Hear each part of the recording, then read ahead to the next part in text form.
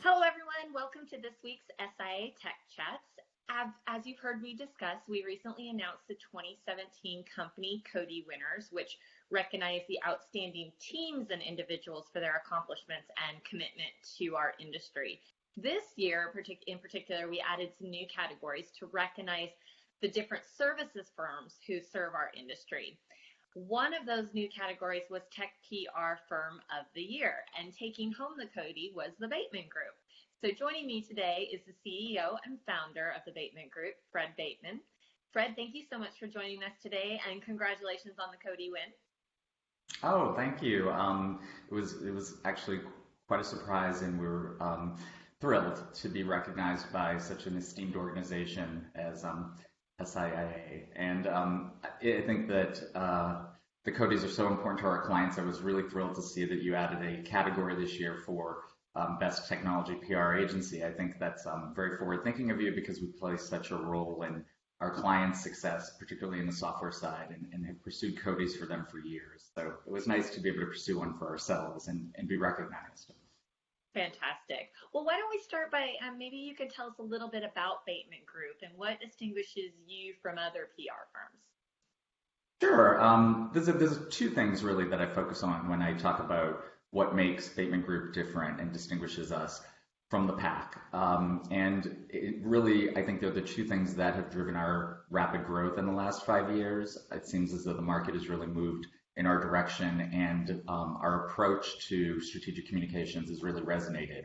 And it's sort of a two-part thing, one that's more sort of PR strategy related, and another that's more cultural and philanthropic in terms of our culture and what makes it different. So I'd say that the first thing that distinguishes us from other public relations firms is our content-led, data-driven approach to public relations. The media landscape has changed dramatically over the last 10 years or so, and the fundamentals of the way we practice our craft have evolved significantly.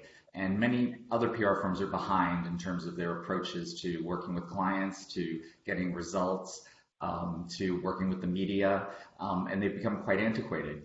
So we, about 5 years ago, sort of decided that we needed to take a different approach and build out a content studio that was sort of unrivaled in the industry.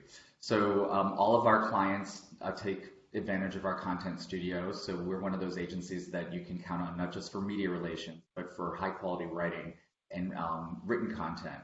We've always had a lot of respect for the written word as an agency and considered ourselves, exceptional writers, but we decided to sort of operationalize it around a content studio led by mostly former journalists that have come over to the dark side, if you will. And today it is really one of the biggest drivers of our growth. Last year, I think we did 700 different pieces of content for our clients. We wrote over 200 bylines for executives. It's become a real differentiator for us as an agency because clients can rely on us for quality writing as well as the typical news announcement, media relations, speakers bureau, and we actually have some clients that have content only relationships with us, such as Google and Atlassian and some other clients that aren't interested necessarily in our other services, but our content studio is so exceptional they're able to win business on their own. So that's really been the key thing that has differentiated us from a business standpoint. From a cultural standpoint, we set out to build a culture that was really different. And I think this is something we emphasized heavily in our CODiE submission, and I think resonated with the judges. And that was to build a culture of sort of that balanced excellence and empathy in equal measure, and that was very much aware of the world around us and trying to make a difference and looking for ways to, in the communities where we have offices, specifically San Francisco and in Brooklyn, New York City, volunteering our time and giving back 3% of our revenue each year to various nonprofits and organizations that are helping to make a difference. So Big Brothers Big Sisters of New York, for example, or the San Francisco Education Fund here in San Francisco working to improve our public schools. We're, we sort of put our money where our mouth is, and we commit dollars as well as volunteer time to these organizations. And I think it makes it for Bateman Group a more fulfilling place to work, because we're not just helping people grow as professionals, but also helping with their personal growth. And it has helped in so many ways differentiate us from a recruiting standpoint, and allowed us to retain our employees much, much longer than the average tenure at the PR agency. Our employee turnover is generally less than 10%, which in technology, public relations in San Francisco is almost unheard of. So we have a very sticky culture, and I think it's that sort of vibe that we give off of giving back and remaining aware of what's going on in the world, whether it's trying to help with gun control laws and doing a little bit by writing our senators and our representatives, or volunteering and tutoring at public schools to help them write with their writing, or helping high school students with their college essays. So it makes it a more fulfilling experience all around. So I want to dive a little deeper into both of those points. On the content side, why do you think content is driving strategic communications? I think because the way the media landscape has sort of upended itself. It started with the advent of the bedroom blogger back, in 2006, 2007. We saw a lot of the, emergence of publications like TechCrunch and Recode that somewhat started as, independent voices, or bedroom bloggers, as they're sometimes called, building publications and actually quite large publishing units. Based on, not the traditional route of, say, publishing through an IDG or a CMP or one of the old school high-tech trade organizations or publishers. So we realized that in order to reach these influencers, we needed to take a bit of a different approach. There's less and less, media to actually use as a conduit for getting coverage for our clients. So we found ourselves in a position of having to create content to supplement what we're getting through written journalistic pieces. So it became a necessity, really, to continue to maximize results for our clients, and to be able to help shape the message in the minds of the media by putting out content assets that help them to tell the story better. I would also say that coupled with that has been our focus on data campaigns and using both third-party data as well as our clients' customer data to tell the story and serve as proof. And both the content studio as well as our data research labs have turned into resources for the media to turn to for when they want perspective on the market that's not necessarily just tied to our clients' products or business.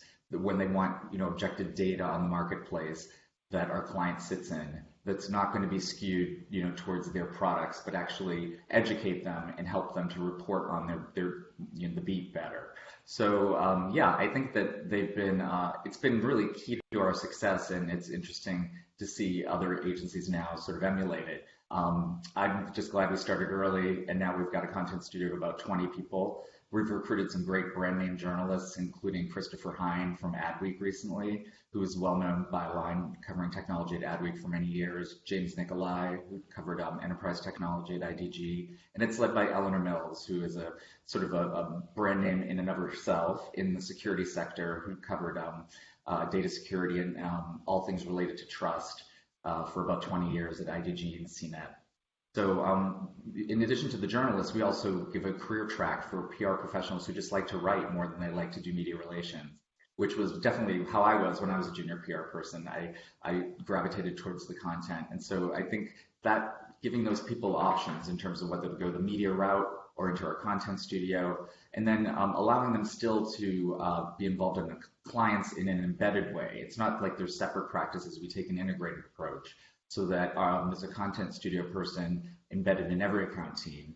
And even though each client might have a different need from us in terms of content oversight or content contribution, at least there's somebody there with a journalistic eye who's able to keep us honest, so that even our media pitching is better, because they know what pitches are going to land with the media and resonate with them better than someone who's just been in PR their whole career like myself.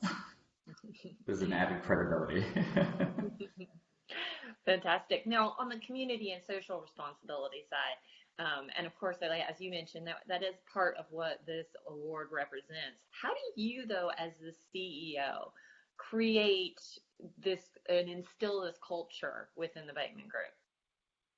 Well, I think it helps in even the interviewing process when we're determining the people that we want to hire. We're known as a firm that's very, very selective, both in the clients that we take on and in the people that we hire.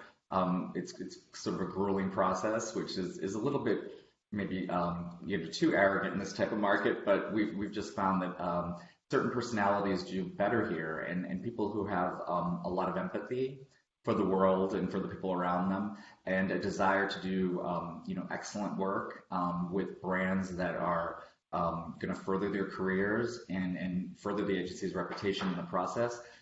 It is a special breed of person. So it's often a litmus test for us to see if people that come and interview here are, doing their own volunteering at nonprofits on the side. Many people have passion areas that they have in their lives that they don't bring to work. And we want people to bring their full, authentic selves to the office. And whether it's their quirks or it's their sort of, passions, it's important that they feel comfortable, bringing that all to work. And if we can help with their passion areas by setting up either volunteer time or donating some of the 3% that we set aside of our revenue to help those causes, I think they feel more connected to the agency and feel as though they're more, they put their imprint on the culture in a way that's unique and makes them stay around a lot longer. There's a lot of power in that. Absolutely. Now, before I let you go, you founded Bateman Group in 2003, almost 15 years ago. Tell me about this journey. What has surprised you most along the way? Well, what surprised me most was it took about 10 years to become an overnight success. It's true what they say. I know that's a bit of a cliche, but it really took until we got to year 10 that suddenly we became, one of those hot shop of the moment, I guess. And I've always been weary of that because I've seen some agencies really, rise like shooting stars and then fall just as fast. So we've tried to be cautious in managing our growth really carefully. But when we got to the 10-year point, a lot of hard work working with maybe the number fives in a market of two, not working with the best, most recognizable brands. It was all building towards something that, around year 10 really clicked. And suddenly we were getting shortlisted for the really, high profile, high quality PR agency reviews by tech companies that everybody's watching. And then we started winning. And so it was interesting. I always knew that we would grow pretty big, but what I'm surprised most by is the quality of the clients that we work with. The brands are exceptional, and the client roster is a carefully curated set of companies that blows my mind. I mean, I'm just so impressed with the caliber of brands we work with. And then the second most surprising thing is the quality of my team. I mean, I have such a deep bench. I've got two co-owners that I've shared the agency with. Sharing leadership, I think, is an important thing to do when you start an agency by yourself because you can't do it alone. And Bill Borden, who's my president, and Tyler Perry, who runs our New York office and is a co-owner as well, not to be confused with the director of illustrious movies such as Medea, but Tyler Perry, who is a woman, actually they both have been key to helping me scale the organization and co-owners. And beyond them, we have such a deep bench of some of the best strategic, PR strategists in the industry, with expertise in all the areas that we have clients, whether it's marketing, tech, security, enterprise. So the quality of the team that I have and the deep bench and the quality of the client roster has been just such a great and pleasant surprise. Fantastic. Well, Fred, thank you so much for joining us today. And again, congratulations on the success and the very well-deserved CODiE Award. For more information on the Bateman Group, you can visit their website, and we'll see you back here next week for SIIA Tech Chats.